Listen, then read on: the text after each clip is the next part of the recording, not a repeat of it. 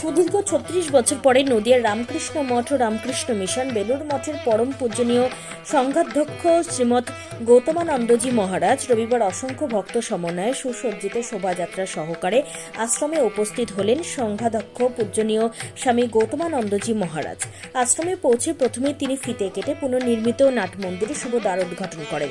এই অনুষ্ঠানে ৬ শতাধিক ভক্ত ও ৫০ জন সাধু ব্রহ্মচারীও উপস্থিত ছিলেন। স্বামী গৌতমানন্দজি মহারাজ আগামী ৪ দিন চৈতন্য ভূমি নবদ্বীপে অবস্থান করবেন। তিনি গৌরাঙ্গ মহাপ্রভুর জন্মস্থান, শ্রীরামকৃষ্ণের স্মৃতি বিজড়িত হেরিটেজ স্থান এছাড়াও নবদ্বীপের বিভিন্ন মন্দির এবং মিশনের বিভিন্ন প্রকল্পগুলি পরিদর্শন করবেন।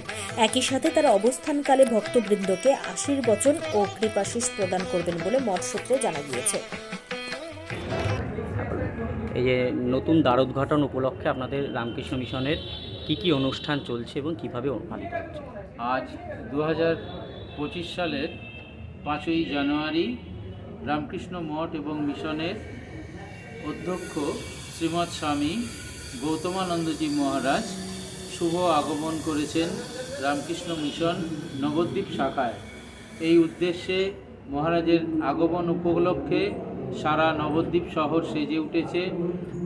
আমাদের ঠাকুরের শ্রী মন্দির নতুনভাবে সংস্কার করার পরে মহারাজ এই মন্দিরের দ্বারোদ্ঘাটন করলেন। এইমাত্র মহারাজ আজ সন্ধ্যা আরতির পর ভক্তদের উদ্দেশ্যে আশীর্বাণী দেবেন এবং 4 দিন এখানে থাকবেন।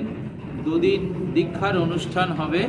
সন্ধ্যা আরতির পর প্রতিদিন বিভিন্ন মহারাজরা আসবেন, তারা গানের অনুষ্ঠান করবেন। আর একদিন এখানে ঠাকুরের জীবনী আলোচনা হবে। এই নিয়ে আমাদের আশ্রমে একটি আনন্দের হাট বসেছে। এটি চলবে আগামী 9ই জানুয়ারি অবধি। আপনার নাম? আমার নাম স্বামী অমরেশ্বরানন্দ, নবদ্বীপ শাখা।